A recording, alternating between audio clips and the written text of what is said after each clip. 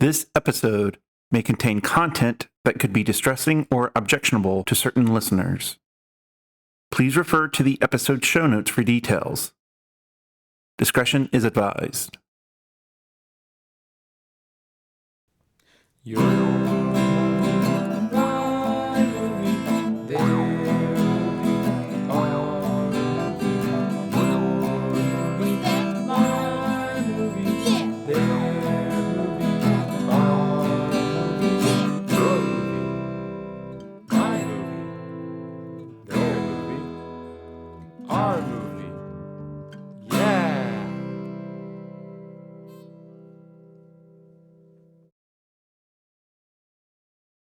Hello, listeners.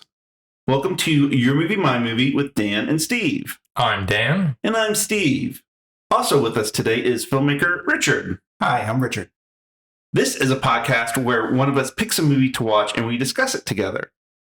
In this episode, we're talking about one of Richard's picks, the 1980 movie The Elephant Man, starring Anthony Hopkins, John Hurt, Anne Bancroft, Freddie Jones, John Gielgud, and Wendy Hiller.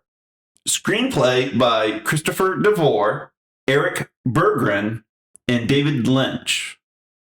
And was directed by David Lynch. We will be talking about spoilers, so if you want to watch the movie first, now's the time to do so. But before we talk about the movie, Dan, who would you recommend this movie to? I forgot to do my spiel. I forgot to write it down. You caught me off guard. No, I didn't. I didn't remind you on purpose. I usually write down my little. Anyways. Oh man, it's back to the old and. Okay, all right. I would recommend this movie to. I feel like I've done this one before, but people who lack empathy.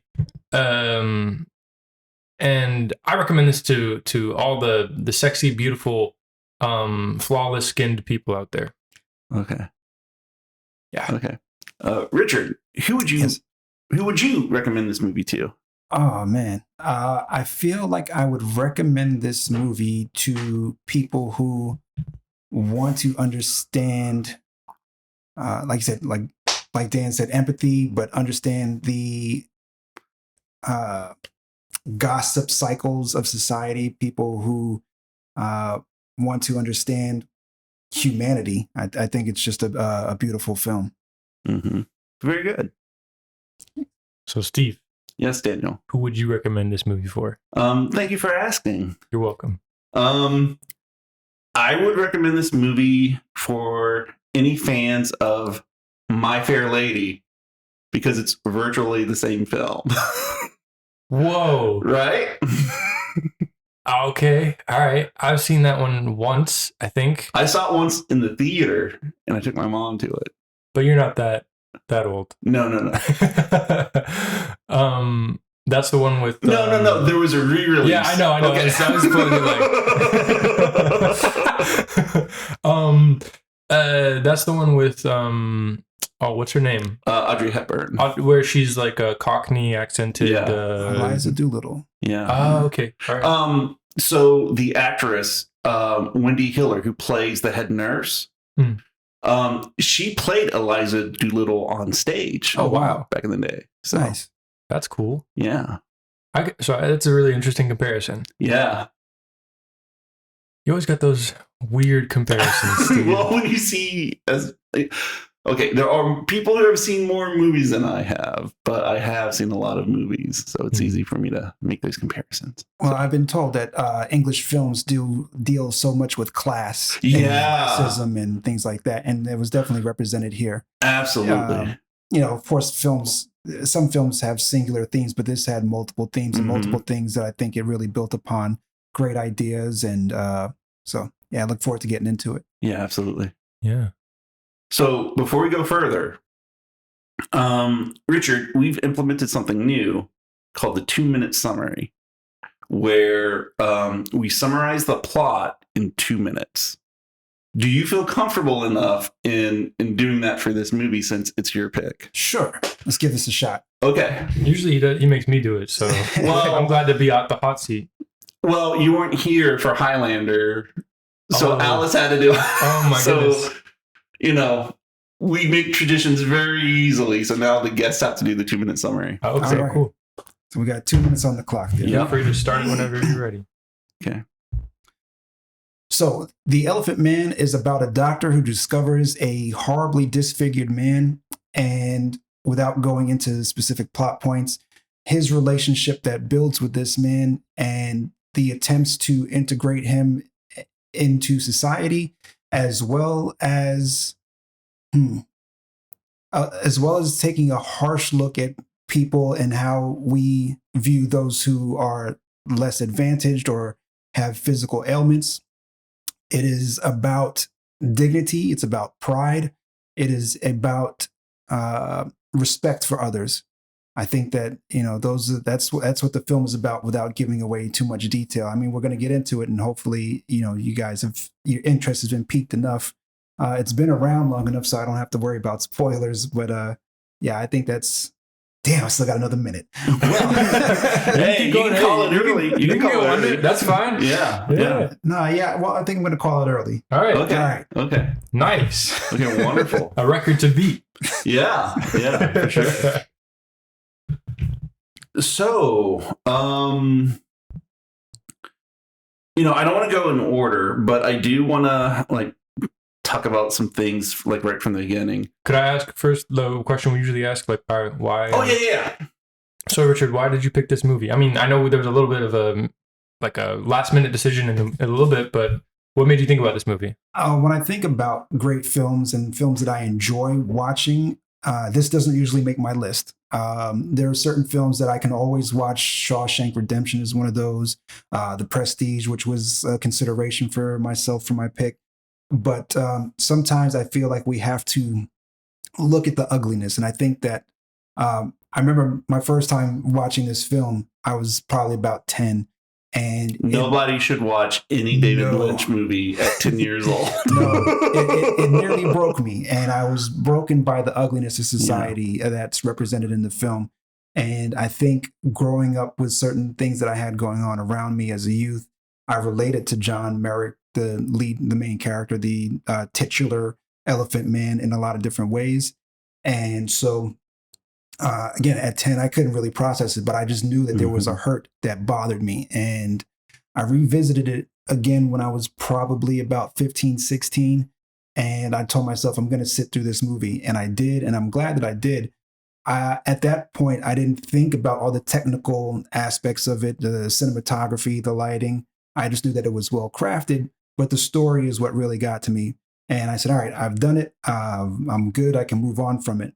But when it came down to, again, looking at something that I would want to discuss, I always want to find the things that have some kind of merit, that have some kind of value.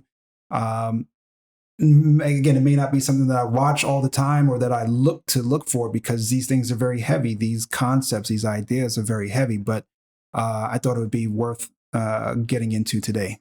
Absolutely. Yeah. I thought this was a wonderful movie. Yeah. This is go ahead. Sorry, this is mine and Steve's first time watching it. Although I've heard a lot about it, and it's because it's so heavy. It's one of those movies. It's like you don't want to just put it on a Saturday morning when you're just like want to watch a movie. It's like you have to commit to it, and you have to be ready in a way. You have to give it. It costs something from you emotionally to watch it. Well, you have to do that for all of David Lynch's movies. Yeah. Name one. Name one. I could just put Dune on. I could just put Dune on, or maybe I'm trying to think. No, Dune's the easy answer for all that. Maybe Twin Peaks: The Return. Some of those episodes. I haven't seen The Return yet. Oh, okay. But I haven't seen Fire Walk with Me yet either. Well, I started it. Put that one on. Anyways, go ahead. I started watching it I got about halfway through, and then I had to, take a break. Yeah. Oddly enough, I found 3 or 4 moments in this viewing that made me laugh. Some things that were just out there. But I get it. If you watch a movie over and over, that's going to happen because you've seen it, you know what to expect. So then you can see other details and like get caught up in those and rewatches. So I get that. Yeah. Indeed. Okay.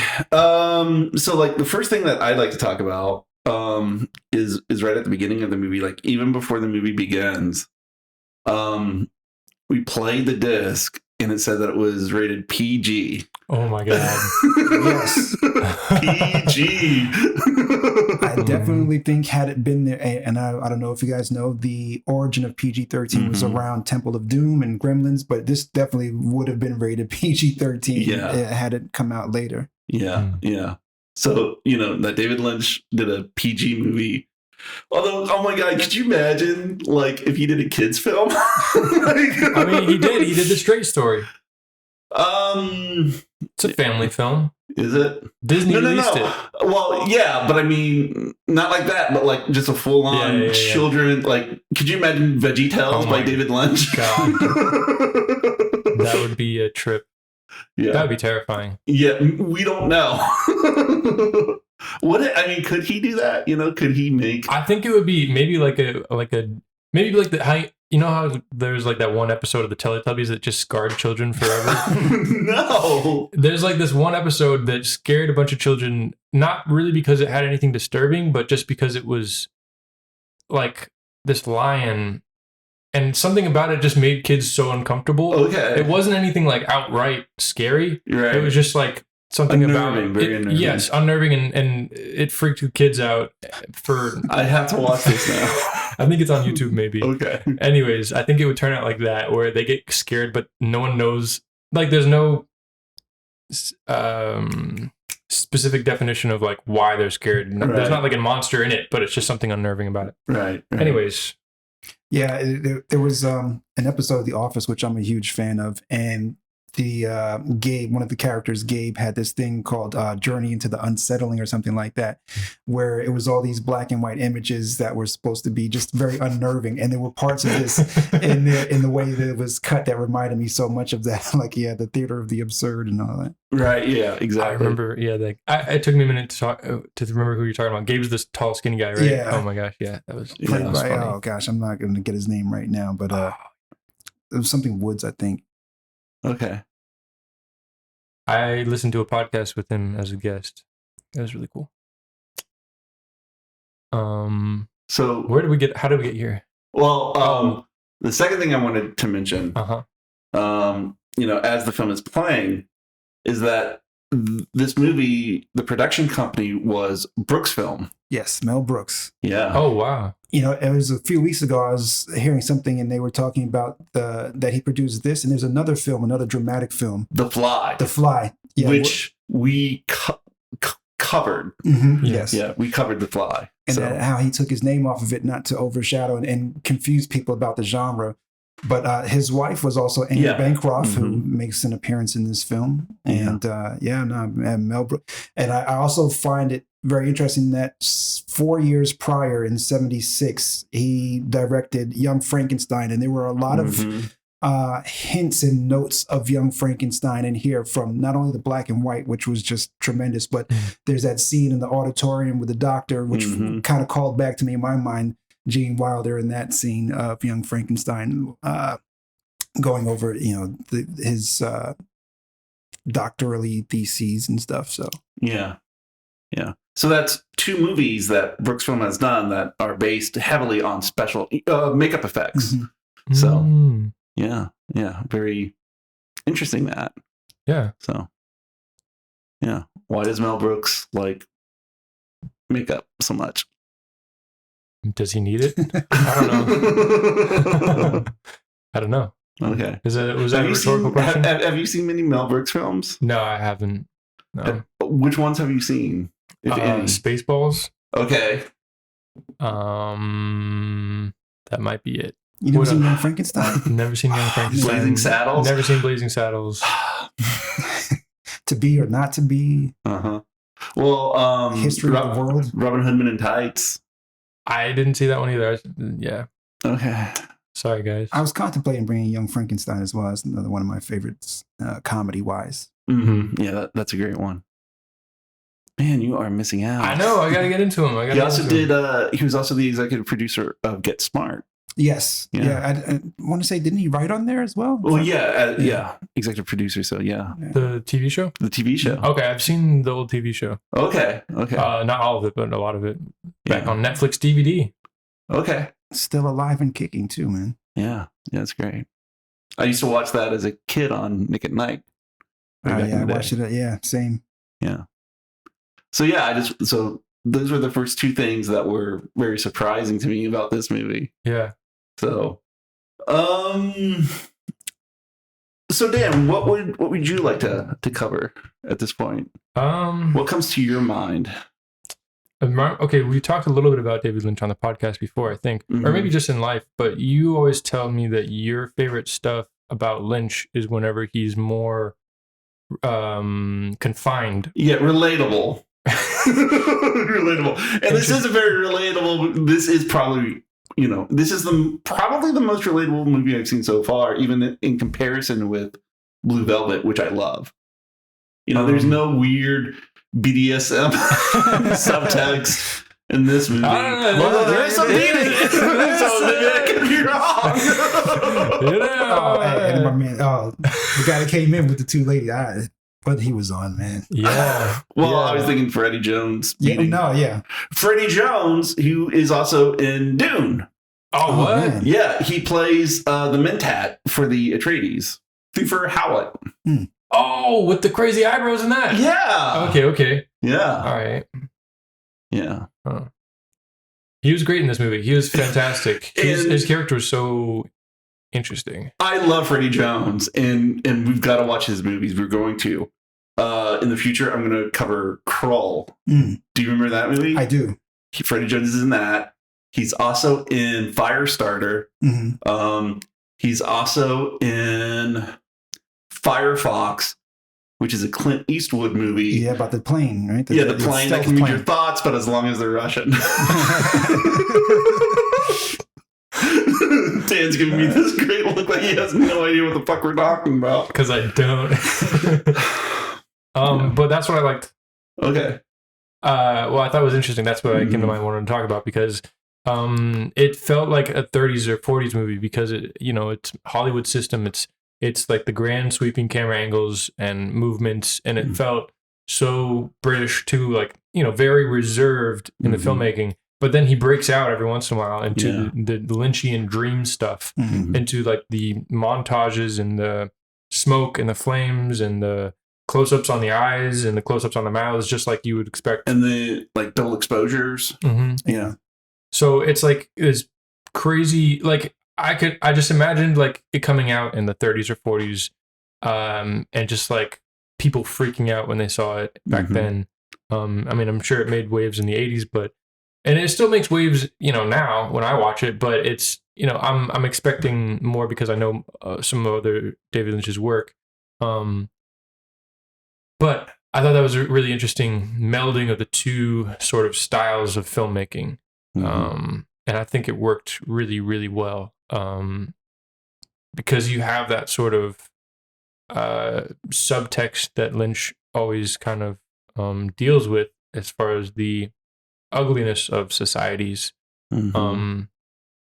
But it's all photographed like a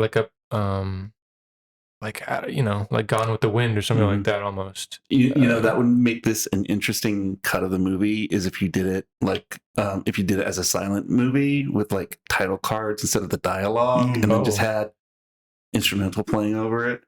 I think that'd be a great, kind of gag cut if they ever did it of this movie. Like an experimental cut? Like yeah. Like how they have the Johnny Mnemonic black and white. Yeah. And, stuff like that. I heard, I forget which director it is, but they have like Raiders of the Lost Ark in black and white. Steven Soderbergh did it, I think. Oh, that one looks crazy. Yeah, he did it as a silent. I think is it a silent as well, but it's black and white for sure. Yeah. Okay. Now that I've watched a little bit of that and it looks incredible too. I think it's nice to see too the bold choice of black and white and yeah. I mean, I think there's a couple reasons for it, I'm sure, but because I mean, like the prosthetics look much better in black and white from what I've heard.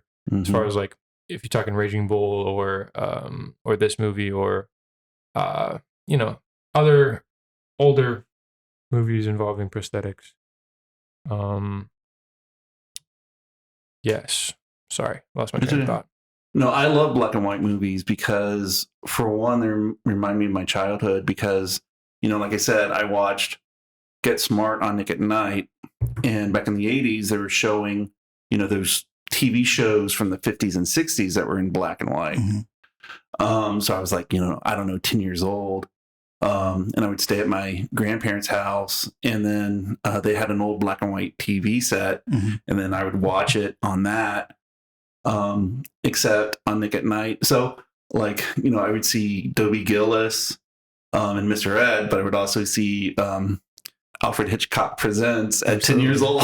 Twilight Zone is another one. Yeah. Oh man, yeah. I grew up with a lot, pretty much the very similar, and a lot of black and white TV, and having a black and white TV as well. I think about how each generation sometimes likes to deconstruct the mystery of the prior generations, and having that in black and white was just, I think, a really good choice for setting the time period and everything else like that. So I thought that was. And I guess that would also go towards the cinematographer, which was Freddie Francis, who also did Glory and Cape Fear. And I just thought it was a really solid choice for them to do, because the lighting and a lot of the stuff that was photographed was just fantastic. You mentioned the double exposures, and as we get right into the beginning, and like you said, coming out of the image, the still image of his mother, which had such depth to it, even though it was just a 2D image, into a live person. But there was, as the elephants march across the screen, there's like this superimposition of the elephants over her face, where it kind of takes on a mask type feel. And I'm like, wow, that was really cool, that what he did there. Yeah. Wow. For me, another thing is that black and white, it's just, sometimes it's just easier on the eyes to watch. Because you're not focusing on the colors, you're just focusing on the different shades, of light and dark. And in a dark room, it's just easy for me to fall into a movie that way. I don't find it as distracting, and I can focus a lot better on it. So that's just me. So that's a really interesting point. Yeah. I don't know if I noticed the mask observation. When I rewatch it, I'll try and keep that in mind. But that's an interesting, as far as easier to follow. I never thought about that. I mean, I've heard people talk about choosing color versus black and white, and that color can be distracting. But I don't know. I guess what you said just clicked, I guess, in my brain now. Okay, great. Do we want to start on the cinematography or anything like that, or? Yeah. So Richard, when you rank your skills as a filmmaker, like, which skills do you consider yourself at the top of? I've worked so long by myself doing all these various tasks, and I've learned to appreciate all of them. I think sound is probably one of the scarier ones because of the amount of responsibility. Yes. Sound terrifies me. Yes, sound terrifies me too. When it's not done right, and there's no fixing it. None whatsoever. No fixing it in post. So often I'm asked, when I'm doing something, do you want to do this inside? I'm like, yes, because I can't control planes and cars and all that other stuff. But I think I've come to appreciate lighting, but I find cinematography probably to be something that I'm very comfortable with. Kind of framing up shots and getting certain things that help convey the story. And editing is something that I've really come to enjoy, mainly because it is the ultimate Band-Aid in a way. It's how you make the story. It's how you craft the story. Absolutely. It's all in the editing, like, no matter what movie it is. And you can picture something as a director or as a writer and hope that it comes together. And when it doesn't come together in the ways that you need it to, you feel a little crestfallen, but then you realize if you do it on the back end as an editor, you can kind of save some of that, and you find new things in there. So, and to that, and I want to acknowledge Anne V. Coates, who was the editor on this film. I had to look her up. She edited Lawrence of Arabia. Holy shit! Okay. Yeah, and she has an honorary Oscar. But I mean, her list of credits was amazing, and she worked. It looks like up into her almost her late 80s, probably almost 90s, where she was still editing, and I'm like, wow, that's insane.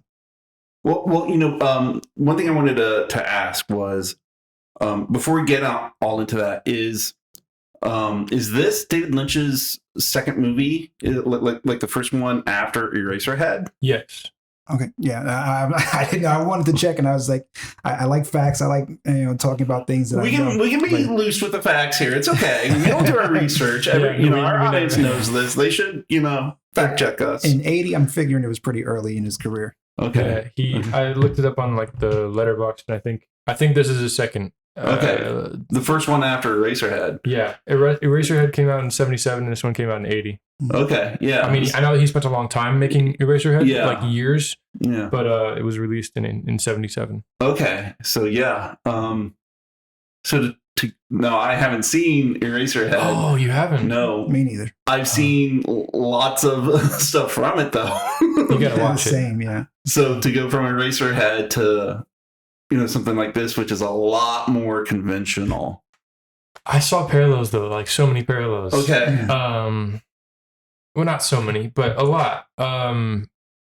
Well, black and white for one thing. Black and white for one thing. Yeah. And I'm a Lynch fan, so I like listening to interviews, and I like listening to people talk about him and stuff. And he said that he talks a little bit about black and white and how challenging it is to shoot, and how he talks about his director of photography on Eraserhead and how good of a job he did at doing what he did with what they had. And I think it just works really well for his style. Because I mean, we already talked about it a little bit. His themes are, just shades of gray. Definitely with morality. Yes. But also with reality. So I think that's one of the reasons why black and white just works so well for what he does. Yeah. Some of the other parallels I saw were Lynch's obsession with machinery. Yeah. And Eraserhead takes place in, I think, Pittsburgh, which is where Lynch spent some time living. And he talks about how beautiful all the old abandoned factories were, but also disturbingly beautiful. And I think this movie deals with the themes of what is a human, and what is our place in society, and I don't know exactly what it's saying with the machines but it has a lot of machines in this film. Well, the movie. At the beginning of the movie, when we learn that Travis is a doctor, he is treating a patient that has been injured by an industrial machine. Yeah. And he mentions there's going to be more of these in the future as he's seeing it. So that's really but they're also great insight. But they're also treating him like a machine. He's sitting on the bed, and the doctors and nurses, they're very blank face, very stone faced. You got the one guy pulling on the limb on the rope, and you were laughing when the other guy was squirting, I guess, some kind of numbing agent, maybe in the air, maybe or okay, because I had no idea what was going on with that. Yeah, but David Lynch has done that sometimes, but it's always so great when he does, because in Dune, in the opening scene with the Emperor, you have the stage 4 guild navigator come out, but he has an entourage, and part of his entourage, they're like mopping up the slime from his lap. Lynch is famous for his ooey gooiness. But that's very restrained in this, but it's fun that he found an excuse, I guess. He says abominable things, these machines. Yeah. Yeah. And there's a transition scene where they're going into Merrick's room where they have the guys working in the hospital, I guess in the basement or in some kind of factory where they're working away and increasing fire and stuff like that. So there's definitely a lot of machinery in there. What was it saying? Well, later in the film, we see Jim, and he has a job at the hospital, and apparently he's just pressing down on bellows to keep a furnace going. Mm-hmm. So he's like a man being used as a machine at that point. Mm-hmm. So there's a lot of, I guess there's a real big theme of, what is a human and machine, and, dehumanization in various forms. Mm-hmm. Yeah. Also the dehumanization of, I guess would maybe the working class potentially. Yeah. They're used as machines, like you just said. Mm-hmm. But it's like not the main theme of the movie. It's like an accent, yes, that he uses to develop the other themes of dehumanization through John Merrick. Yeah. Yeah. I just thought that was really interesting because Eraserhead is also like they're walking through factories, and I think there's some. I don't know if it's spoilers, but basically, you can spoil Eraserhead. Is it okay if I spoil? Okay. I think in the end, I don't remember exactly what happened because it's a little bit of a blur. I've seen it like 3 times. I don't remember how it gets to the ending, but basically somehow I think like someone's brain is turned into an eraser, and like it's like a weird like machine thing. Okay. I don't remember. Don't stone me if I got that wrong. It's fine. How can you be wrong about a David Lynch movie? But also in the beginning of David Lynch of Eraserhead, it's this little vignette of this guy. It's completely disconnected from the rest of the movie. It's this, you don't say.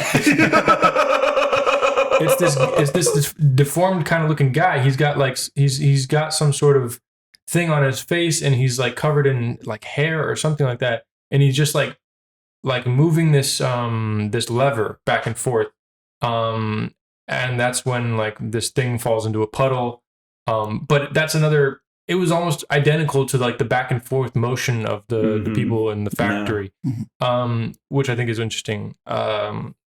Just that sort of back of the mind. Humans and machines. Well, how David Lynch got this job was he worked with both David. There was this guy who worked both with David Lynch and Mel Brooks, and so he knew that the movie for the script for Elephant Man was being developed, and that guy suggested to Mel Brooks. He suggested David Lynch to him. And so they arranged a screening so that Mel Brooks could see Eraserhead. And after watching it, he was like, "You got the job." Wow. So, yeah. It was because of it is directly because of Eraserhead that David Lynch was allowed to make Elephant Man. That's so crazy. Yeah. One other thing, I guess I'll just bring up because I always think about it when I think of Elephant Man. I could be wrong, but I think Stanley Kubrick loved this movie. Okay. Was it this movie or Eraserhead? I don't know. But at one point in time, I think he said to someone that it was like his favorite movie at the time. Wow. It could have been Eraserhead, but it also could have been this movie. I don't know. But I just thought that was interesting. I don't know. That was a weird thing to bring up, but I do think about it. Just because of, I guess that's why while I was watching it, I was like, this is 2001: A Space Odyssey. This is humanity, and I don't know, just like this. You're just saying that because I'm giving you the look now. Yeah. Steve is giving me what the fuck are you talking about? But I think in the end, the galaxy, he goes back into the collective unconscious because, anyways. All right, okay. Cool. Well, that's his transcendental meditation. That was me reaching. That was me reaching as far as I can. That's his TM. That's to cover my ass. Mm-hmm. Yeah, it's transcendental meditation. Yeah. Anyways, okay. Which I'm sure we can donate money to. The David Lynch Foundation. Yeah. Huh. 2001. Okay. Whatever. It's okay. It's okay. We're gonna cover the sequel at some point. 2010, The Return. Oh, I can't wait. Have you seen that, Richard? I have not seen that. Okay, you're missing out. Yeah, I'll check it out. I thought it was 2001, absolutely, but 2010, nah. Okay. What could be bad about a sequel to a Stanley Kubrick movie? I mean, don't you guys want to see what is it? Eyes Wide Open. Yeah, Eyes Wide Open too. Eyes opener. So eyes wider. So Richard, so like a big focus or a big skill set of yours is cinematography, yes. You say? So why don't you talk about some of the cinematography of this movie? What I liked was that in all the city scenes and everything else like that, nearly everything in the frame moved. You had so much action going on that was well staged and well shot. So, he's walking through the city. You got dogs running through. You've got people having conversations, and there's so much movement, and the frame is just so full. And composition, I think, is just really great. There was a scene that stood out to me where, again, just the blocking, but you had John Gielgud, whose character was Carl Gom, and he came out to kind of intervene between the doctor and the Bites, Mr. Bites. Yeah, I was trying to the freak show owner, the guy, and the blocking was just so great, and then it added to the cinematography added to it by way of delineating the power structure. Mm-hmm. So you had Trevis, who came out and was standing taller than Bites, then again dictating who had the power. Then Bites kind of got even with him, and then all of a sudden you got Gom, who's like at the top of the stairs looking down at both of them and kind of breaking things up. Again, the cinematography and the framing in mainly in the power dynamics, low angles, high angles, choices where we get this overhead shot as Merrick is walking around the doctor's office. So it just, I thought it was just brilliant, man. One thing I noticed, you kind of like said something about while we were watching, or you made some sort of like, oh wow, was whenever the John or the Elephant Man, whenever he first comes into the doctor's office, there's like a really big overhead. Yeah. I don't remember exactly. There was a crowd around the counter, but it was just I guess I noticed that you had a reaction to that. I thought it was a great shot as well. Yeah, for showing the movie, because they could have done that in a wide on a lower level, but it gave you a chance to take in that gait that he had and that walk, and I just thought it was just again, the way it was framed was just fantastic. Mm-hmm. Well, you said they could have done it in a wide, but the thing is what I noticed about this movie is it's mostly like the camera gets as close as it can in every shot. Like this movie is shot very intimately. And most of it is indoors, but even exterior shots feel like they're indoors. So I think that might kind of go with that industrial Victorian feel that they're trying to go for, with London, with the all the chimney smoke and the crowded, the streets aren't crowded with people, but they feel narrow and like they could be easily crowded in, you know what I mean? Claustrophobic. Yeah. A few times I was wondering, is this a stage that they're on, the way they're set? Because it, like you said, it felt very intimate and very tight. And especially like when the doctor first catches up to him, to Bites, and sees him for the first time, we are in that tight space with him. And it was just, they did a really good job conveying emotion through the cinematography and the set design. Yeah. You mentioned tight spaces. That makes me think of the scene where Trevis introduces Merrick to the Pathological Society.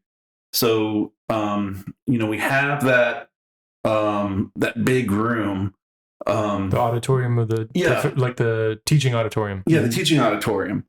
We have the teaching auditorium, and then so there's all the attendees, in their chairs, and then we have the stage, which is where Mr. Travis is, and then he brings out Merrick, but he has him covered, and they, curtain, the curtain. They roll the curtain with him in it, so they don't see him until Travis, opens that up. So in that scene, you have like an intimate space within an intimate space within an intimate space. So, yeah. But also the character is so vulnerable. Yeah. In that moment. So completely naked, both figuratively and physically. Yeah. But that is an interesting point. Well, it fits the themes, Yeah. It's almost as if, the production, can fit the themes of the story you're telling. Yeah. Is that what you're saying, Dan? I think that's what you're saying, and I'm agreeing with. Okay. Yeah. Okay. So think about that, filmmakers. Yeah. Mm-hmm. Don't forget the production design. Yeah. Yeah. So we're still talking about cinematography, right? That's right. Mm-hmm. Let me see if I have any notes on it. Never mind. Maybe I won't. I think the shot that really sets the tone for this movie is when Travis pays Bite to have his private audience with or his private showing of Merrick, because the circus got shut down because of Merrick's part in the freak show. So he couldn't see him. Travis couldn't see him, but he comes back and he wants to, and he pays Bite for a private performance of it. So he comes and he sees John Merrick. We don't see John Merrick, but we see Travis's reaction to it. And it's a very slow dolly in as, he starts to cry. And I think that's the shot that really sets the tone for this movie. What fascinated me about that sequence in that shot is that he starts out recessed in the wall. There's like a little cutout in the wall. And he starts out very recessed in there, scared. And then as he starts to process what's going on, you see him walk out of there and into the light. Touching on the cinematography, the lighting I found very consistent and very nice throughout the entire film. And there was a lot of use of practicals, whether it was flames because of the time period, and this was represented what lighting was. In my mind, I'm sitting there like, I know that they've got all this lighting behind the scenes, but they did so well in dimming it or heightening it depending on where a person had a practical in proximity to the character's face. And of course, what that says as far as a character's motives and nature, when somebody's face may be half in shadow and this, that, and the third. So I thought it was very, very dynamic. You talk about something that I think a scene or something with the cinematography that sets the tone. For me, it was when Travis goes looking for Merrick after he's been absconded, and he gets to this blackened window and he wipes the dirt away. And I thought that was just such a great metaphor for what the character was going through, where he had this darkness over his eyes, where he brings up this question, am I a good man? Which I thought, that hit me in the gut in a way that I hadn't processed. I think at that time in life, we so many of us ask ourselves, if we care, am I a good man? Am I doing the right things? And so he wipes away that dirt from the window and tries to peer through. And that part to me was just like, that lifting of the darkness from our own eyes. And I thought that was just a very well done scene and piece of filmmaking right there. Absolutely. Yeah. What also stood out to me about that specific shot too was like his silhouette walking away. I don't know. I just you can tell so much by the silhouette in this movie. You can tell he's wearing a top hat. You can tell that he is a man of high class. That he is a man, and just these instantly identifiable things, and we get the silhouette of Merrick in that, auditorium room, and it's like this other version. It's just like a comparison almost. Like he doesn't get that to be instantly recognized as a man and as a could be he has no class necessarily, or it is the very low. And man, I had another thing I wanted to say about it. Oh, and he's not recognized as a man. Like in the beginning, whenever he's first brought into the hospital, they're not sure if he's a woman or a man, because he's so covered up. They're not sure what to refer to him as, or maybe it was more like is he what is he? But I just thought that was a potentially interpretation of it, but also I'm reaching again. Well, it's okay, because I think that's a very good transition so that we can finally talk about the story and themes of this movie. Because you mentioned the top hat, yeah, and how it's a sign of the upper class, yeah, and yet Mr. Bites wears a top hat himself. So it's like that thing where there are accoutrements of the upper class, but the lower class tries to mimic and imitate them, so that they can seem higher than they truly are. And I was just thinking about that the entire time. Because you mentioned, Richard, that this movie was British movies talk a lot about class. So yeah, it's right there in your face. And it also, Dr. Trevis and Mr. Bites were both wearing top hats. It shows how they are foils of each other. Where, Richard, you also mentioned Dr. Trevis asking, "Am I a good man or a bad man?" The reason why is because Mr. Bites profited from having Merrick in his freak show. And then Dr. Trevis took him out of that and brought him to the hospital. But then members of high society were coming to the hospital room to visit with him. And he was even, told by the head nurse that, doing that is wrong. You just, he's still being showed off like a freak. It's just in the hospital instead of the circus now. So I think, Mr. Bites and Dr. Trevis both wearing those top hats, showing how they are foils to each other. It's just that Dr. Trevis can be self-aware, whereas Mr. Bites cannot. Yeah, no, absolutely. And the examination of, thinking that we're better because we're doing things for altruistic motives, and we're not, like you said, as low class as Bites is, but in essentially doing the same thing. And I thought that was a very powerful theme in the way that they handled it. It was just very good.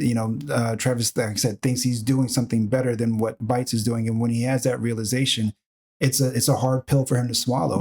And I think that's, after that is when he truly opens up to John, because, he looked at him as an extension of, this medical society and all the different things that it did to advance his career. But, he really began to treat John in a more, not to say that he was treating him poorly, but in a more relating to him as a friend. Yeah, he's at that point. Before that, he's still Dr. Trevis, does set John Merrick on the path of being humanized by others.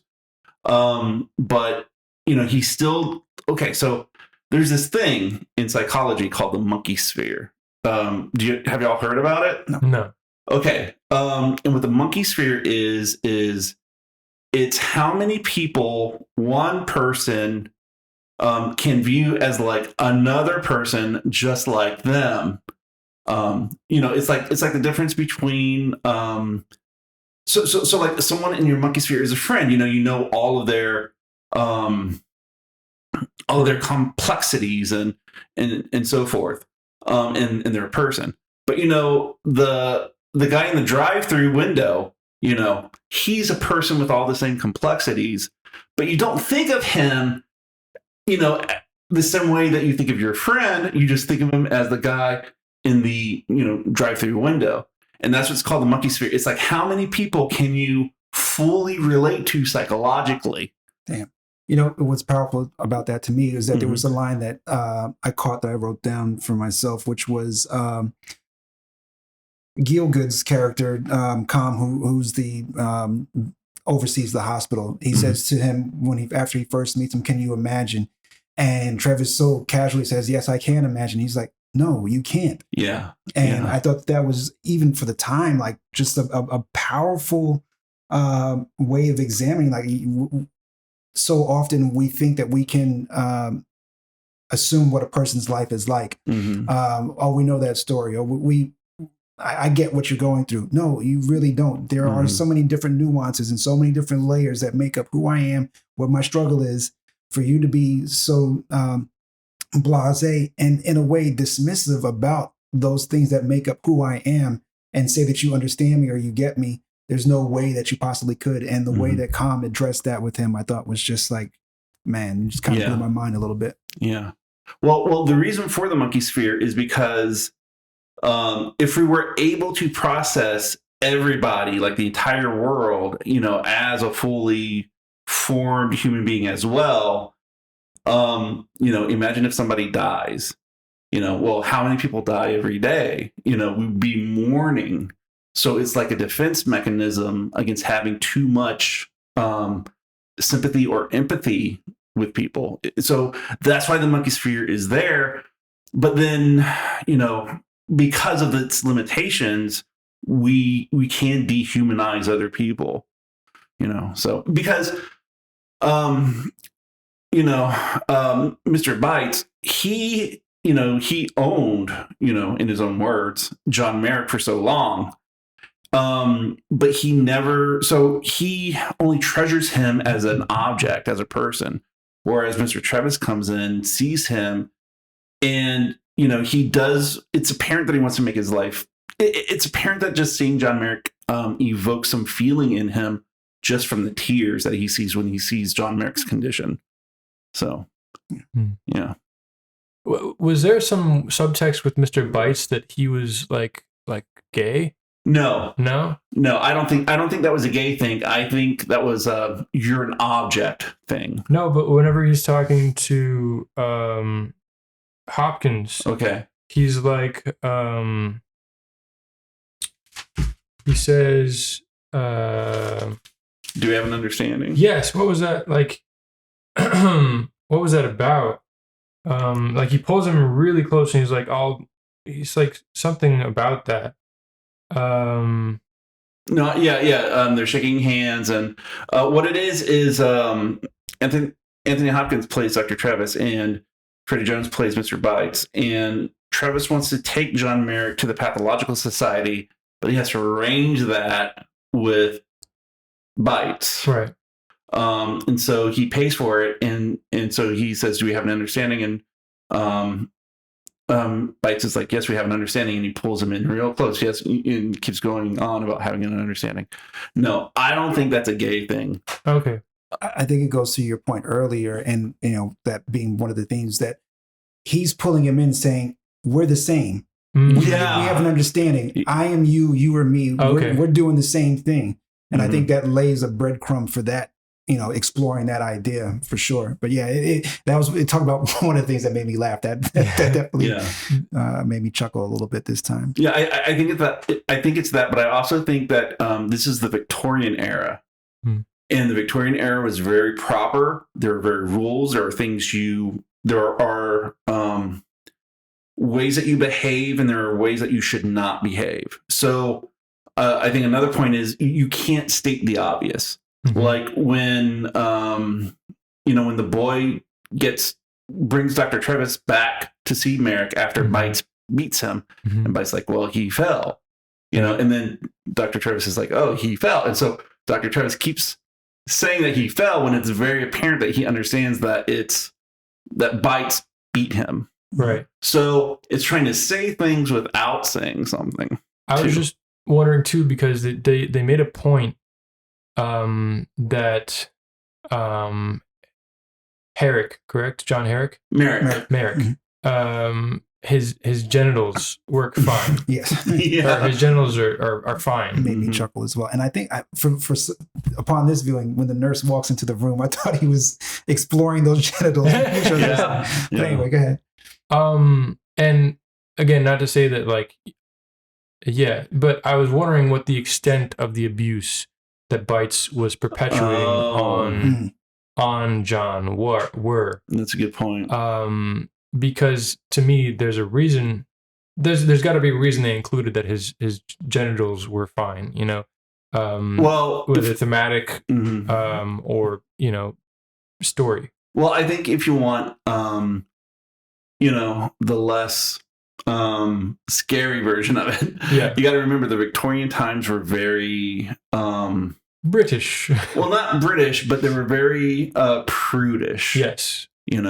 Women weren't supposed to show their ankles. Yeah. They couldn't wear pants or only dresses. That kind of thing. So there was a lot of repression. Yeah. During the Victoria era. So I think it's just a kind of I think it might be just David Lynch highlighting that. Or it could be another thing, like another theme of this movie is, what is a man? Yeah. So to be a man, you need a manhood. Yeah. So his manhood is just like all of our manhoods. Oh, okay. So he's a man just as the same as we, despite all the deformations. That could be another thematic reason for very interesting. While we're discussing things, one thing that stood out to me was a lot of the story was told through the gossip columns, and there was always these updates, and it felt very modern in the sense of people running to the internet to get news and to get gossip and stuff like that. And I thought that was a very interesting dynamic and gave me some pause, like, oh, well, that's, and I know it was, we're looking at the Victorian era, and then we're also looking at the time in which the movie was made in the 80s, and how that is something that has lasted, this voyeuristic approach that we take towards knowing people, and how we get that information. Celebrities. Towards celebrities, Well, I mean, somebody said it outright, and they said it outright in the gossip column, Kendall, the actress Kendall. Yeah. She's an actress and she's a member of high society, and whatever she does, she's a trendsetter. So whatever she does, the rest of high society is going to follow. Right. And it's that has always been the case, and it always will be the case. Yeah, definitely. So. But I think we're also talking about the exploitation of the press, right? That it's another version of the freak show. It's look at these freaks, or it's just fascination with people who are different from us, but like a disgusted fascination almost. Well, I was trying to process that because you were talking earlier about the use of the lower class either as machines, and I thought also as a vehicle of entertainment or something to gawk at that you had with Merrick and all the other quote unquote freaks that they had, whether it be short people or people who have an overgrowth of hair, this, that, and the third. But then I was trying to parse out where her name's Keller, you said? Kendall. Ms. Kendall fell in because she was also an entertainer. Yes. And there are these different levels of entertainment for high society or low society, because most of the people that went to go see Merrick in that condition were people who were, I guess you might think, or lower to middle class or whatever. There were some people who in the beginning who took exception to how, and they shooed bites out of that little carnival going on. It was just not acceptable to them. But then you have this gentleman who clearly has some kind of wealth or affluence, who comes to see Merrick in the hospital as part of this parade of people. And he's got the two girls, he's got this, and you can tell he's got some kind of should have some kind of standing or class, but it deconstructs that by saying that he's a gross person in a way. So trying to figure out where Ms. Keller fell into that, but yes, definitely this look as if you're not upper society, doctors, royalty, regal people, then you are either a worker or somebody to be taken as entertainment or to be gawked at. There are the haves and the have-nots, the exploiters and the exploited. And that brings up an interesting dynamic with John Merrick, because we saw that scene where he's having tea with this older couple who's obviously a part of high society. And, they do seem to be somewhat disgusted, but, they get through. But they bring him a walking cane. And then when we see his room, he has all of these little... they're basically their gifts from the upper class. And so if you think about it, that's how John Merrick himself can make money. He, being exploited by the upper class, he has tea times with them, but they bring him gifts, and he can therefore sell those gifts potentially, for his own wealth, but it's exploitation, it's a nicer form, a somewhat nicer form of exploitation, but it's exploitation nonetheless. It is, and it's also, it's like consensual. the difference. It's like the difference between a porn actress who has a contract with a porn company and then doing her own OnlyFans. Well, I would say it's different than that. Even it's someone being shown without their consent, because that's how Bites treated him. He didn't have a choice, really. He was, I mean, maybe he had some kind of choice, but it was a choice. If there was a choice, it was to die of starvation in the gutters or to be shown off as a freak so that he can have a place to sleep at night and maybe a few pennies thrown at him or whatever. Right. And now he is in control in some way. I'm sure he could have said to the doctor, "I don't want to see anyone today. Please no." But he's not going to, because he wants to be social. Right. He's been alone for so long. He wants to talk to people. But he has a higher level of self. What do you say whenever you're articulation? Yeah, or like being in control of himself. Yeah. Than he did with Mr. Bites. Yes, absolutely. But still, there was some level of transaction between him and the doctor, again, and that's why the doctor, he was has that question, right? Yeah, right. Yeah. So talking about Merrick's reaction to being social, that scene where Dr. Travis takes him to tea with his wife in his own home, and all she does when she meets him is she looks him in the eye and says, "Hi, hello, my name is Anne. How are you?" And then he starts to cry, and she's like, "What's wrong?" It's like, "I have never been treated so well by a beautiful woman before." It reminds me of those tropes about men, they're at a cashier, and the cashier is kind of pretty, and she says, "Oh, have a nice day," and then the guy's thinking, "Wait, does she just want me to have a nice day? Or is she hitting on me?" It's like, you don't get treated with any kindness, any casual kindness seems so much more. And, that part in the movie, it just highlights the extremity of that. So, yeah. Which is, it's yeah. In society, it's interesting because, in that situation, women can't be nice to every man they meet. Yeah. It's not safe for them to be. Right.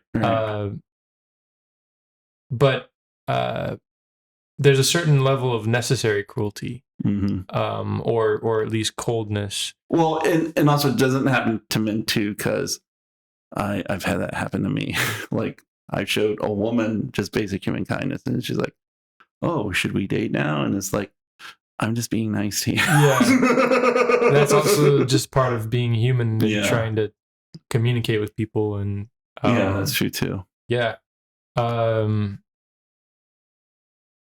interestingly though, the relationship of the theater actress. I think I don't remember if you already talked about it on the podcast or off, but we were kind of talking about what did she want out of that relationship with John Merrick. Was she there to show compassion to him as a sort of human kindness, act of loving charity? Was it curiosity? Was it some sort of like I feel similar to this person because I'm also a performer? What was that? And I thought that acting scene between them where he starts to read Romeo and Juliet, I thought that was gorgeous. I mean, so much of this movie is so emotional to watch. Like David Lynch is a very emotional storyteller, though. Absolutely. I teared up multiple times watching this. It's just so impactful almost every step of the way. So much so that I think that's one of the reasons it has been parodied so much. Because it's so heartfelt. You know, it's easy to make fun of things that are big, you know, even if they are heartfelt. They're so big that if you're not committing to it as if you're not emotionally committing to it yourself and trying to relate, then it seems laughable because NARM. Yeah. Well, whatever. What's NARM? That's the official TV tropes term for that, NARM, where you're trying to go for something very heartfelt and genuine, but you just go over the top or you don't quite make it. You didn't earn it. Yeah, it's an unearned, and so you can make fun of it. But you talking to just saying about how the parts of this movie have been parodied, even though this movie tries to show empathy. That's the purpose of this movie is to highlight man's inhumanity to man and the need for more empathy. It reminds me of that video that we watched about White Man's Burden after we recorded the episode for it. And then it showed Rodney King and he said, can't we all just get along? And then after that, the video shows like all these parodies of that phrases. And he's like, why are these people making fun of this guy who just, wants to be treated right and, have a society without violence? Why did everybody make fun of him for that?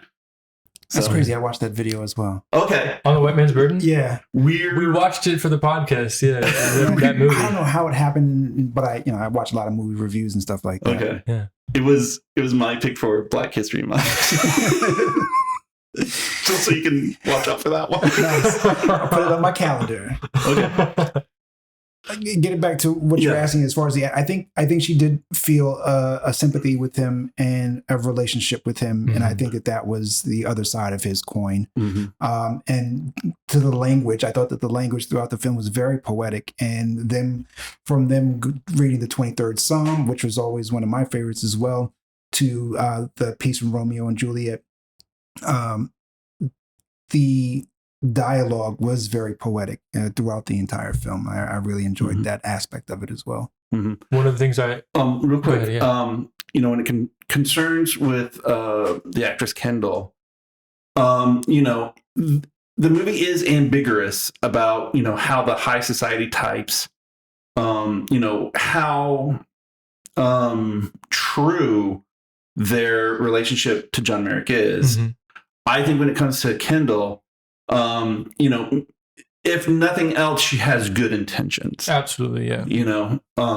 So that's where, just trying to have good intentions, even though, something bad may happen or what have you, sometimes that's, enough, Yeah. Because, she did, I don't think it was outright stated, but the subtext when they go to the theater, John, it's John Merrick. But they also bring, some of the nurses from the hospital too, because there's that scene before with that young nurse who Kendall loaned a dress for the night so she'd have proper attire for the theater. Oh, I didn't realize. Okay, wow, yeah. So they gifted the box, to John Merrick and his entourage, and also invited the nurses, right, and all that, just so they could have a night at the theater. Yeah. So I think if nothing else, she had good intentions with what she was, how she treated John Merrick. So yeah, Yeah. There's another weird aspect of that performingness.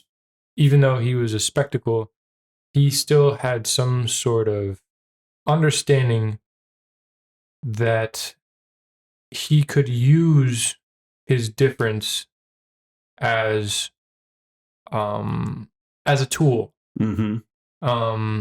And he seemed to be a natural performer even when they were just reading the Romeo and Juliet lines, or when he was reciting the psalm. It was a performance. It was a tool to show his humanity in a way, even though he was not viewed humanly. Mm-hmm. Yeah, it's the weird like double-edged sword kind of thing. Well, it makes me think of Peter Dinklage's career. Yeah, okay, yeah, we talked about this before, right? I think maybe. Okay, go ahead. Maybe where he's a little person, but he refused to get roles like elves or what have you because he thought that they were demeaning, and so he kept trying to get other roles that doesn't require him being a little person, right? So he's really pushed that. Although, if you think about it, what other little person actor is there that is also getting roles that don't require, being a little person? So, what I want to do is I want a TV show. If I ever get my own TV show, I want to have some little people actors. Just so I can have little people actors, but that, they're not playing elves or anything. They're just little people actors in life. You know what I mean? Yeah. Because Peter Dinklage shouldn't be the only little person actor getting good roles. That's all I'm saying. And it's nothing bad about Peter Dinklage. It's just that, you got to spread the love. When Peter Dinklage retires, our little people actors still going to, get roles that don't require them to be little people.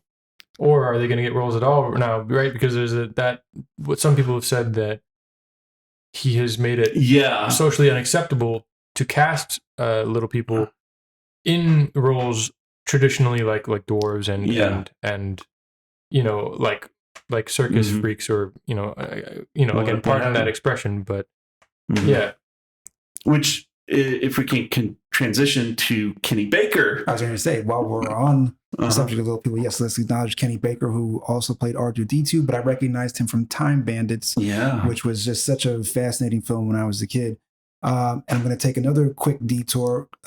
Warwick Davis has done a lot for little actors, and there was a show that he did for HBO that was produced by Stephen Merchant and Ricky Gervais, I believe. Yeah. Life is Short, I think. Yes. Very funny show. Yeah, very funny too. Yeah. But yeah, Kenny Baker, who had a role as one of the carnival people and brought a lot of dignity to that. Yeah, oh my God. I didn't want to call it a small role because there are no small roles. No. But yes, but a lot of dignity. Yeah, a lot of dignity, a lot of genuineness, a lot of, sincerity and heartfeltness, just in what he did. Like in that, well, I can't say small part and I can't say short, but, in the few little lines that he had. In the few lines that he had, man, he packed an emotional punch with them. And he had, even though he's R2-D2, but you see his face, in this movie, he really wears his emotion on his face. Absolutely. So, yeah. But I mean, I guess you could say he was emotional as R2-D2 with the physicality, but, whatever. And I think, some of the odder appearing characters is very Lynchian too. Absolutely. Approach. Absolutely. Yeah. Well, I'll take a moment to transition into sound. I thought that the sound design was really well done as well. From listening to Merrick's walk, there was one scene that really just threw me, which was as he's being run down in the train station. We have this setting of a train station, but the sounds of the trains were very much used to exemplify or to represent Merrick's frame of mind as a racing train, and the sound of the smoke and keeping up with his run. I thought that, or as we mentioned earlier, the machine, the scene with the guys working on the machinery in the basement, sound design really was it was not overlooked at all, and really added to what was going on the screen. David Lynch is credited with some of the sound work. Really? Because he does a lot of sound work, like in in The Return and stuff like that. He's also credited as someone who works in the sound department. Okay. One other thing that I loved as far as the sound details, in that time whenever Herrick is having tea with the doctor and his wife for the first time, it was so tense to me. I was always waiting for something to go wrong. And I mean, the whole movie is tense because I'm always waiting for something to go wrong. And John Lynch loves tension in his movies. Yes. Or David Lynch loves tension in his movies. But there's a sound of like the clock ticking during that tea time. And to me, I think that added so much tension. Just, I don't know why, but just you notice the silence, I guess, when you have a clock ticking. You notice you're only hearing dialogue and a clock. It is quiet. I just thought that was cool in a way that I think the sound elevated that scene for me. Well, I remember two music cues in this movie. The first is at the beginning when Dr. Travis is going through the circus, and that's when we get that circus music, which, oh my God, I thought it was great, because on it has like the same notes as your usual circus music, but there's like a smoothness to it that you can tell it's an orchestra, and it's very well thought out. And so it plays at the beginning when Dr. Travis goes through the circus, but it also plays at the part where Jimmy brings all of those people from the pub into his room. And this is after he has been visited by high society members, and he has all those wealthy gifts in his room, which get trashed. So, a conventional pairing, but it still works. But other than that, I can't remember any music in this movie. Is there music elsewhere in this movie? There is. I noticed it's some, specifically, I'm thinking of the shots of the cathedral sculpture that he makes. Okay. I remember music there, and I remember thinking, because David Lynch later goes on to collaborate often with what is his name? Michelangelo Antonioni. Okay, yeah. The composer who did the theme song for Twin Peaks. And right. He worked together a lot. They worked closely. And I was thinking, wow, this is interesting, because I was just trying to imagine what it would have been like if he had composed it instead. But I thought it worked really well. I thought, but that was another aspect of like, this is a conventional Hollywood film, or maybe British production. But the music worked well in the confinement. He didn't get to hire whoever he wanted. I'm sure he had to work with who the studio gave him. But. Well, I consider the fact that I don't remember the rest of the musical score a bonus, because if you're thinking about the music, you're not really thinking about the movie. So I say that to the movie's credit. Right. So yeah, I thought that the use of sound and music made really good transitions, but there was a on-camera transition that leading up to that scene that really blew my mind. So like you said, you have this building up of John in high society and in character. And in that moment where they're bringing you back to where he was at the beginning of the film, you have this transition where the camera focuses on the mask that he covered himself in. And then it zooms into the eye of the mask. And then the whole screen goes black. And between the music and between that visual transition, that we're going someplace dark, and we're going, we're turning it on its head. So that was and I think that was, again, as a kid, one of those scenes that really broke me, because, you felt that he had started to make so much headway from speaking audibly to people to being appreciated and starting to feel, that there were people out there that cared for him. even though we get an even larger glimpse of that once he's gone missing. But it was just, just a very, very powerful moment for me in the film. You know what that transition reminds me of? What? Duke of Burgundy. Oh, the butterfly movie? Yeah. The BDSM butterfly movie? BDSM lesbian butterfly movie. Okay, what is it? How does it remind you of that? Because we go into the darkness of the eye hole in Elephant Man's Mask. Okay. And then in Madame Butterfly, we have that shot between her thighs.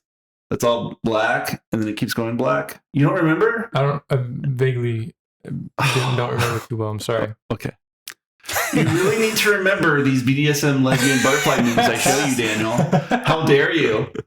Don't you like art? It's a great shot, Richard. You should trust me. Have you seen Duke of Burgundy? No, I have not. Don't watch it with your kids. Okay. But it's a good movie. It's a great movie. It's not overly. It's not porny. Yeah, no, not at all. It's about things. Sorry to change the subject back though. That episode's coming out soon, so yeah. The eye hole. It specifically went into the eye hole. And I remember another Eyes shot. are the windows to the soul.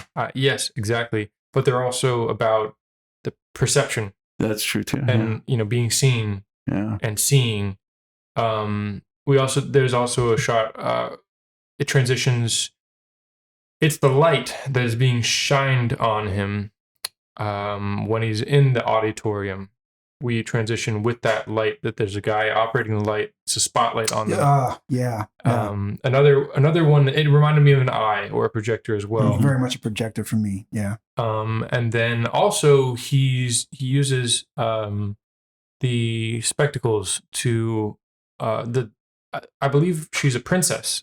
She hands him the spectacles at the theater. And instead of looking at the stage, he looks up at the ceiling. Yes. I thought that was really interesting too. He's never been inside a theater before. Never been inside a theater. Yeah. It's all new to him, not just the stage. And not just the play, but just, being in a theater. But when he looks up at the ceiling, it's a circular shape with a point in the middle, like an eye, which I thought was also interesting. Was it a skylight, or am I wrong? No, it was just like a beautiful, decorated ceiling with a light in the middle. Oh, okay. It looked like a massive boob light, kind of like in the fan. Yeah. But more regal. I love that you call those boob lights. Well, now as you mentioned it, eyes played so much a part of the film, from the opening shot with the photo of the mother and then transitioning to her eyes. And if you want to look at it in that context, the idea that staring and how people view things and view people plays so much a part of the theme. People gawking at John throughout the movie, and what we do with our eyes and how we view things. So it definitely was a huge part of the film and the story. Yeah.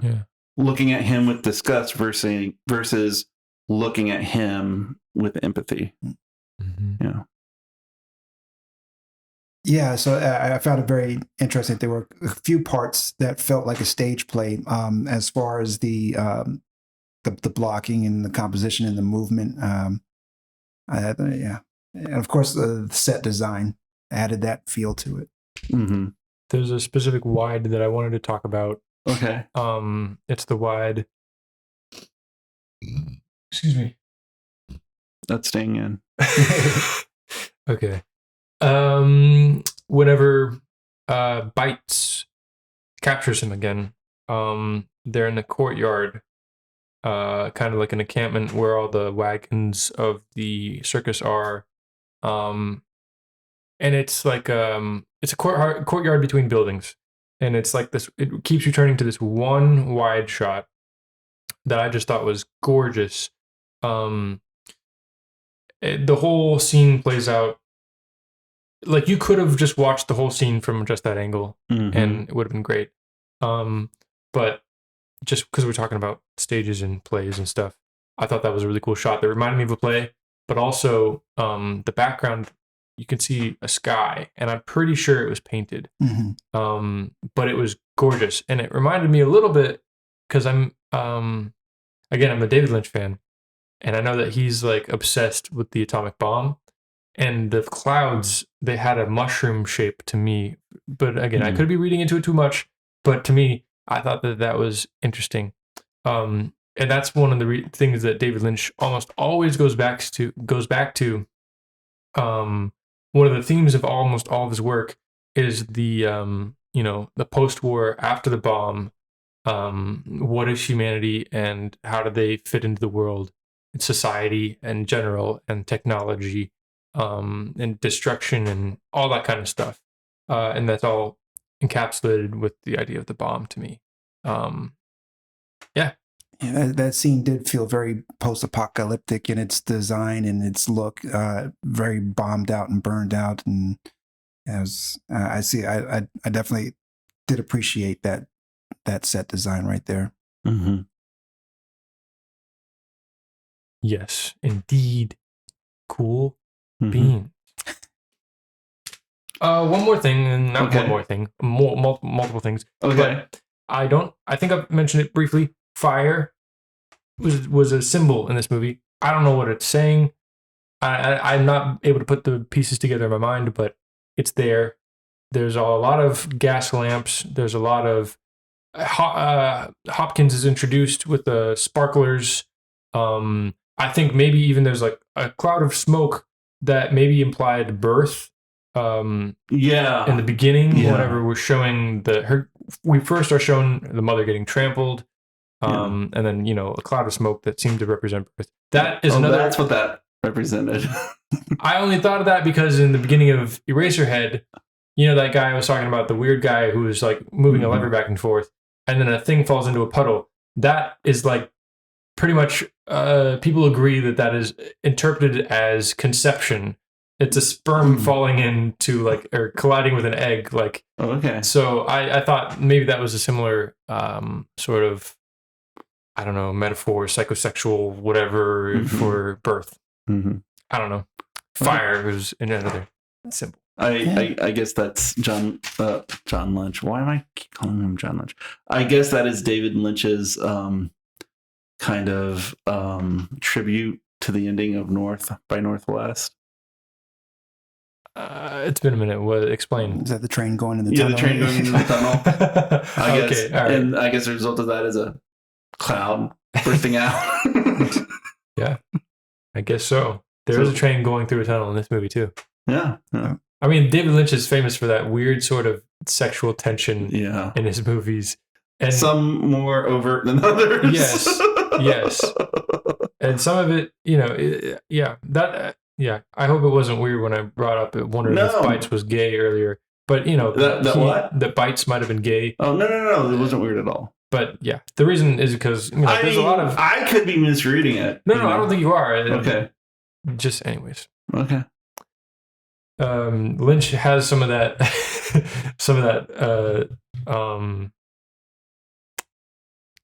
I guess, symbolism, or, like in Dune with the Duke and his assistants is very Baron Harkonnen. Yeah, it's very like what do you call it? Homoerotic. That's what I'm looking for.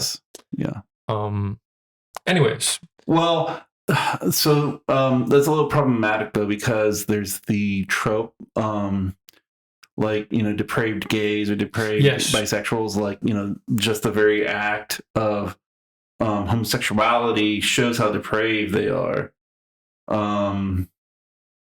on the other hand, some people are just depraved, and they show their depravity through homosexuality. So what I'm saying is, homosexuality itself is not depravity. Yeah, but some people use it to show depravity. So yeah, and some people are, depraved in all aspects, and they. Well, like Dennis Hopper says, "I'll fuck anything that moves." What is that from Blue Velvet? Yeah, Blue Velvet. Okay. Yeah. Anyways. I'll fuck anything that moves. Have you seen Blue Velvet? Parts of it. You gotta see. That movie's crazy. Not for children though. I've got your poison inside me. Oh my gosh.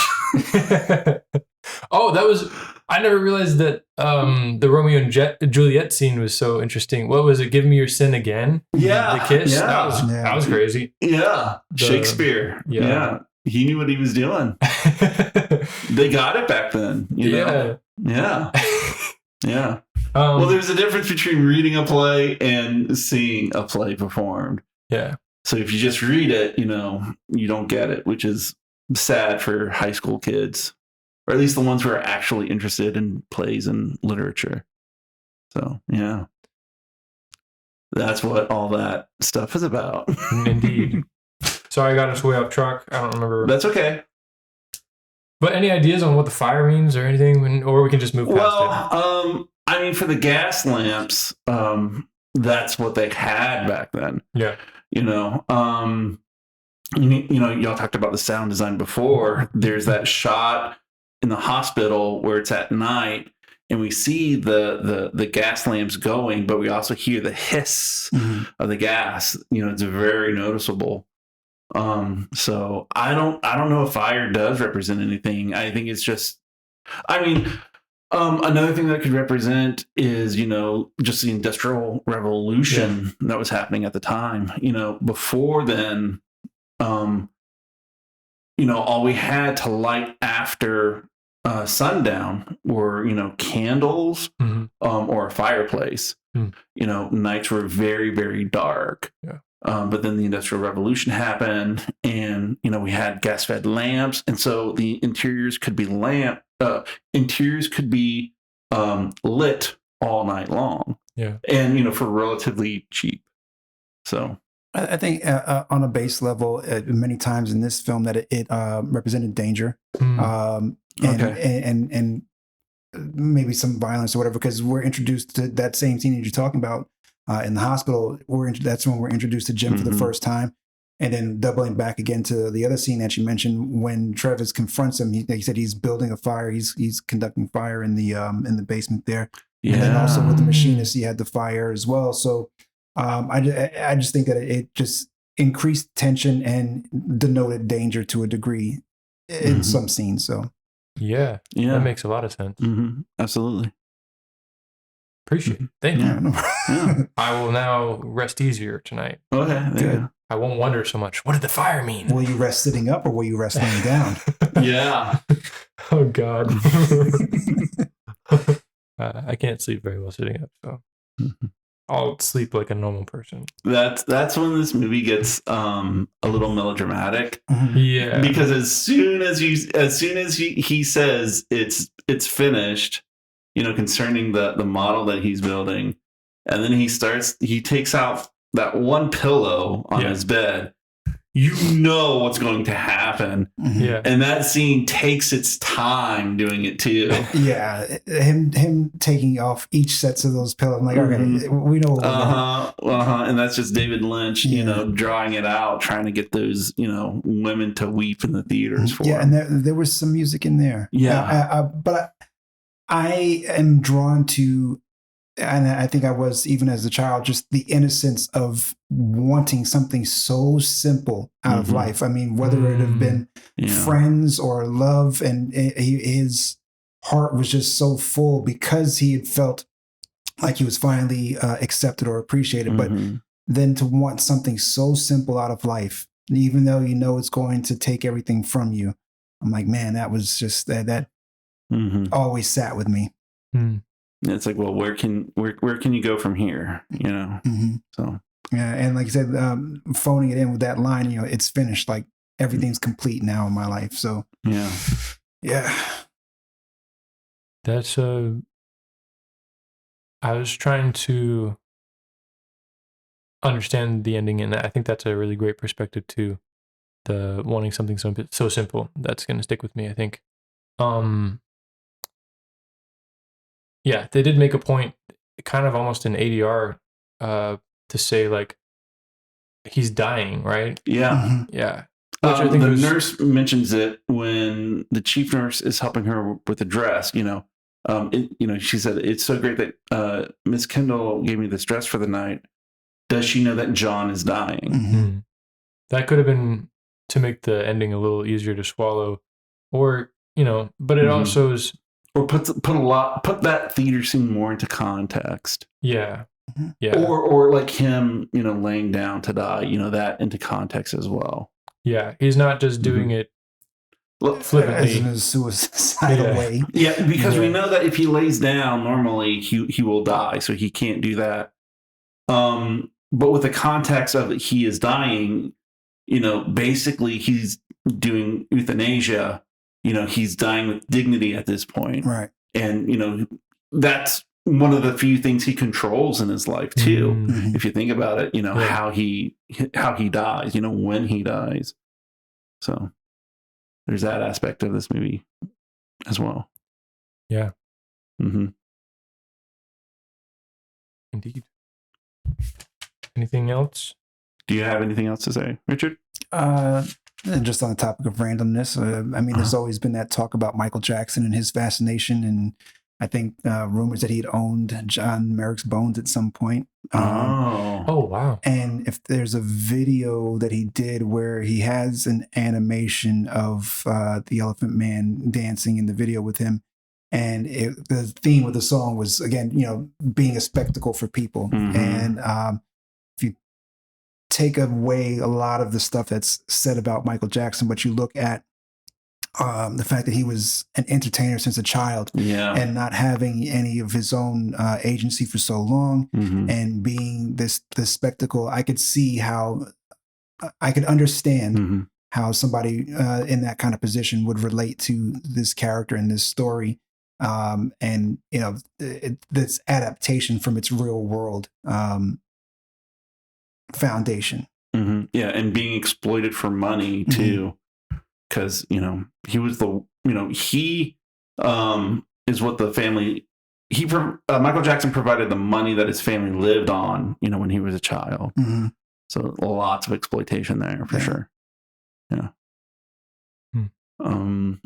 So my final thought, I'm going to invoke the Mao Zedong hour for a moment. Okay, a little socialist moment that we've been having usually, where they talk about deformed people, and there's even an argument about where deformed people belong in hospitals. And then John Merrick, he's able to get a place, and he visits with high society members. But then the question remains of, well, what about all the other people in London who are born deformed? What's happening to them? Maybe we should have a universal healthcare system to help provide them with the social services they need so that they can live, as with dignity among society, despite their disabilities, which are not their fault. So there's also, I guess that's what is it we learned in Rawlings? There's a couple different ways to read movies and read media. And one, I don't remember what it was, if it was the Marxist reading. Yeah, Marxist. Okay, where you look at the finances of the movie, and this is absolutely a capitalist movie as far as, not like, but, it's a movie about exploitation of people who can't make money for themselves. Yeah. Like, my point is, we eventually, and the characters within the movie, they eventually learn to humanize John Merrick despite his deformities. My point is, John Merrick is not the only deformed person who is worthy of being humanized. Right. So we should humanize them as well. There's a book I read, it's called God Bless You, Mr. Rosewater. It's a Kurt Vonnegut book. I read it a while ago. I tried to reread it. I didn't make it all the way through. Anyways, I made it through once. But the book was about what do we do with the people who are of no use to society, who do not. That's a brutal way of putting it. It's not like an accurate. Well, that's how other people would characterize them as. Right. Yeah.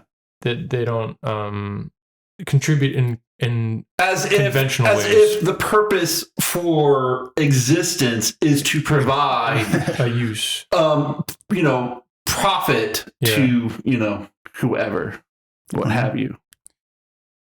We're not scaring you. No. I mean, that's what it is in a capitalistic society. But even beyond that, outside of capitalistic societies, there is even in a communist society, you are to provide for the state. So I mean, there's such a deep rabbit hole that we can go down with that, and people's individual worth and value and all that. Sometimes when I look at some of these headier, larger topics, it gives me a headache, and it's like I gotta stay away from it because we could talk about it for so long.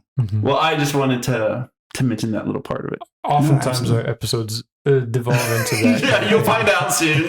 Well, I mean, you strip away something enough ways, then you get down to these core values and these core issues that people have been grappling with for eons and have not come up with any solid solutions or answers to, as if there is one, but it just comes back to a person's individual beliefs, and then where do we go from there? Yeah. Those cycles, they just keep on going over and over and over again. This has been happening since ancient Rome. So olden. I mean, I think I was just talking to, I work at Walgreens, and yesterday we were doing the truck, and the truck is always a day when almost the whole staff is together. So there's more room to talk. I guess you get a chance to have more fun conversations. Not everyone is isolated to their own part of the store. Anyways, I was talking about that because sometimes we'll bring up stuff like politics and stuff like that. But it's just a human problem, that survival. I think in my point of view, the reason humans have problems with each other is just because we're hardwired to survive.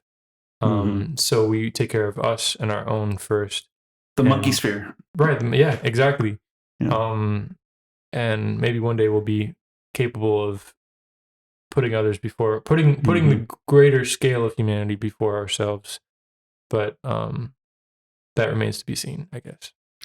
I happen to find myself when I believe that people have ideas naturally, and there is a philosophy somewhere of somebody who lived before us who had that same thought.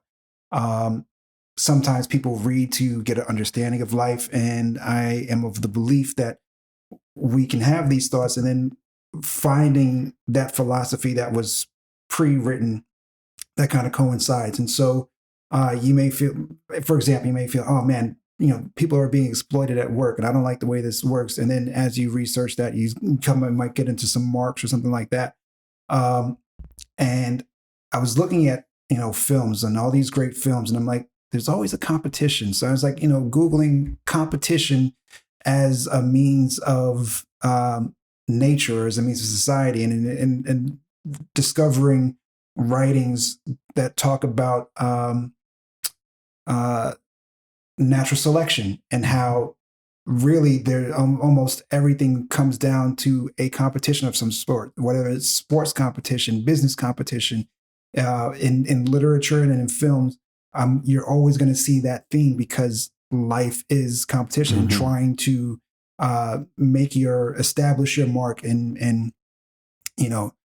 find that spouse and knock out the competition so that you can procreate, so you can keep your line going.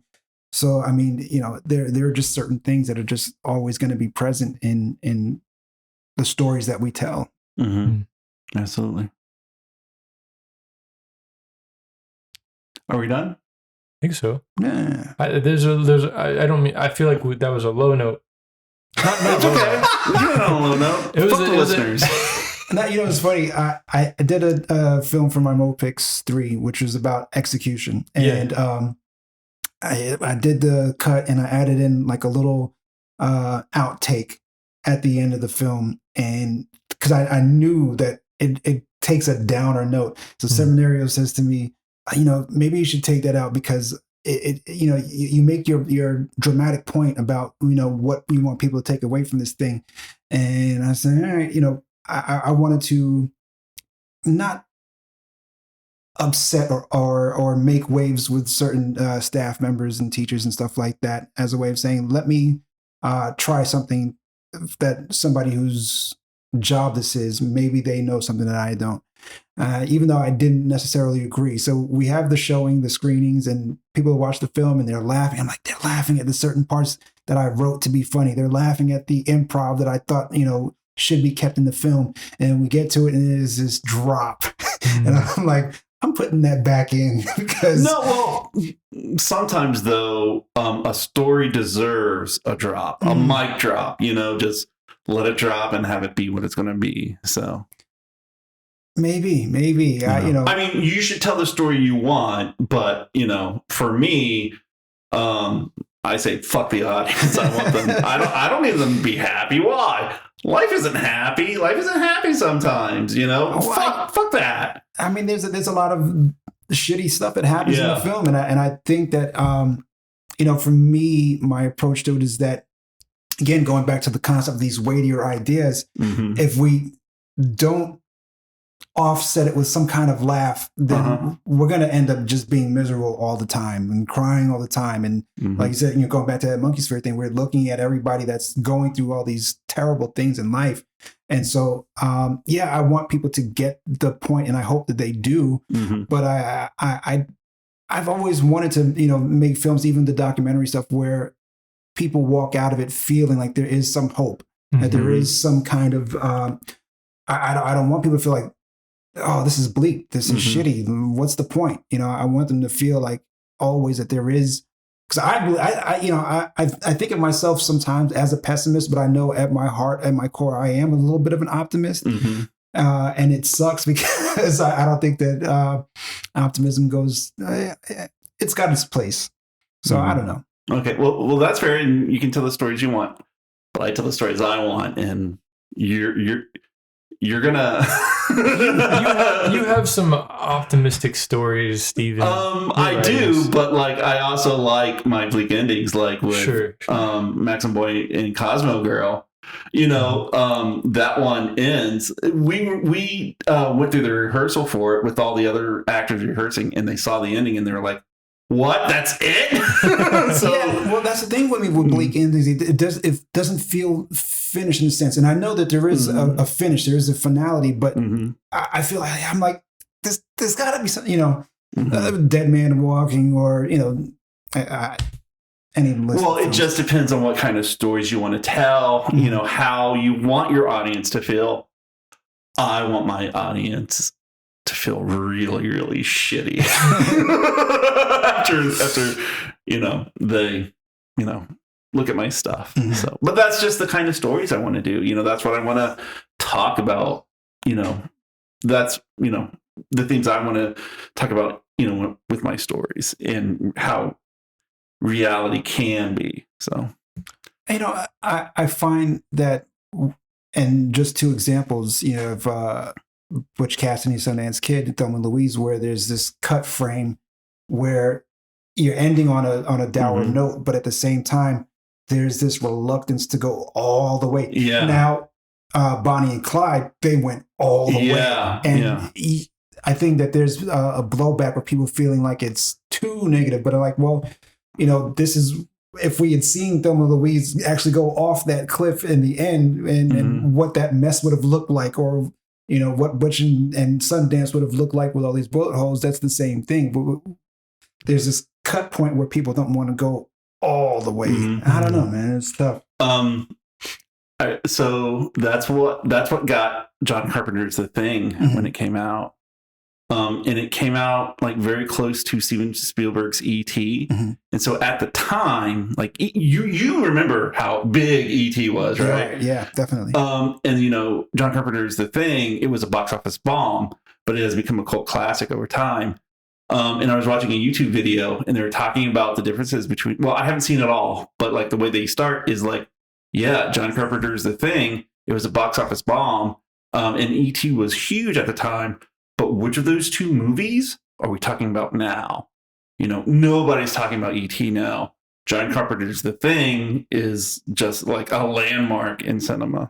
So. I think that E.T. is a movie that is going to always be one of those movies that parents show their kids, whether it's The Goonies or something like that. But The Thing is definitely something that you find on your own and you appreciate and you watch over, yeah, I don't think I've seen E.T. since I saw it as a kid. Well, aside from showing it to my kid. Yeah. So, yeah, to that degree, I agree.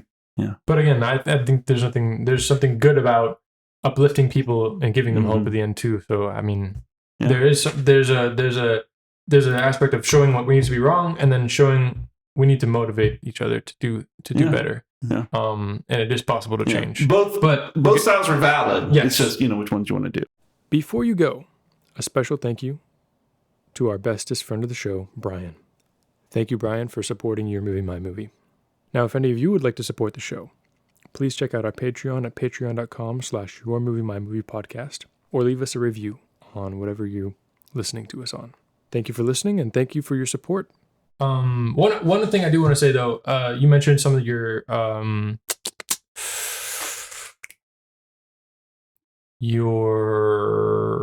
most prominent skills.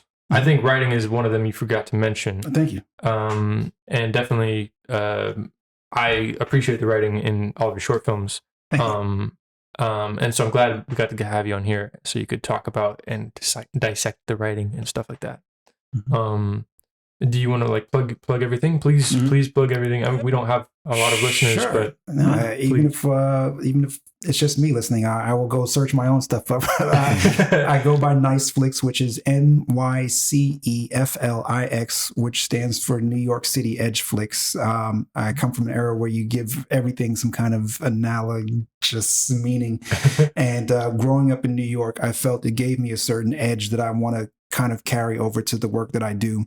Like I said, I spend a lot of time in the documentary sphere. I believe that while narratives can tell a true story, I find that there is a lot that we kind of overlook in individual lives, and there's a lot that people can learn from each other.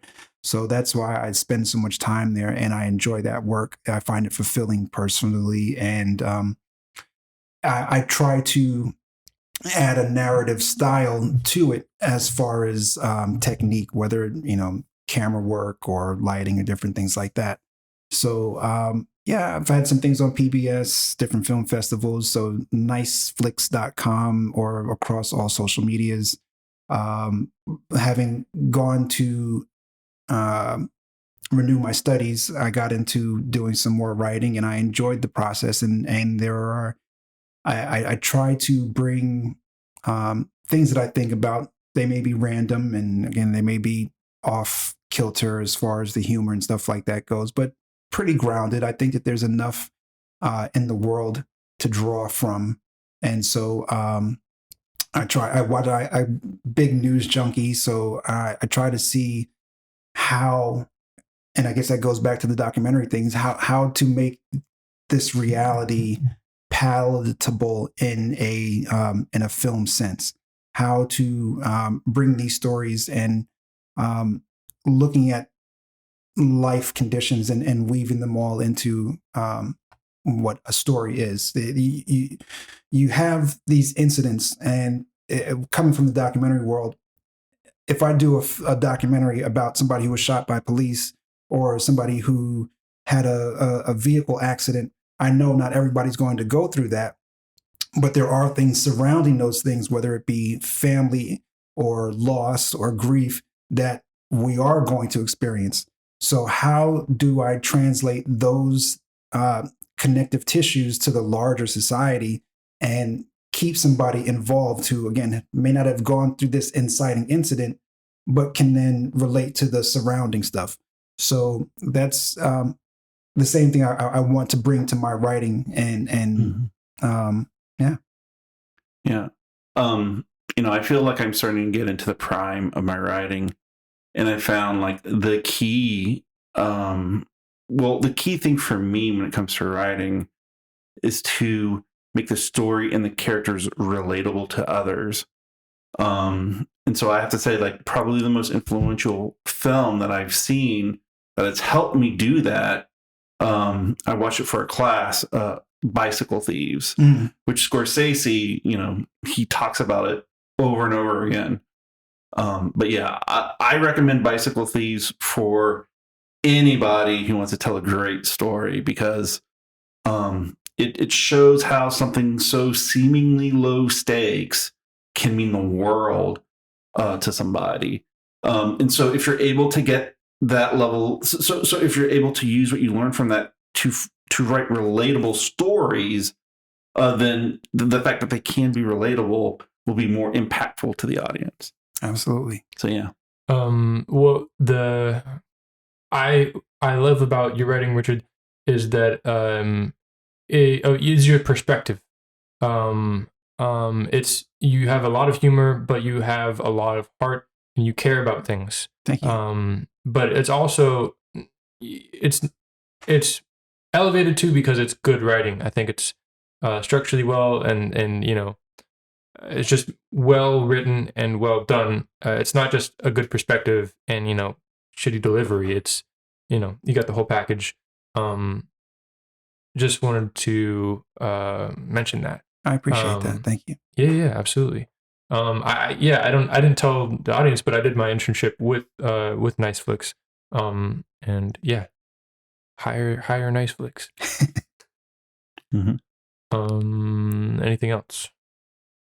Okay, we're done. All right, This cool. is it's a pleasure. Thank you guys for inviting me. I had an awesome time, and thank you.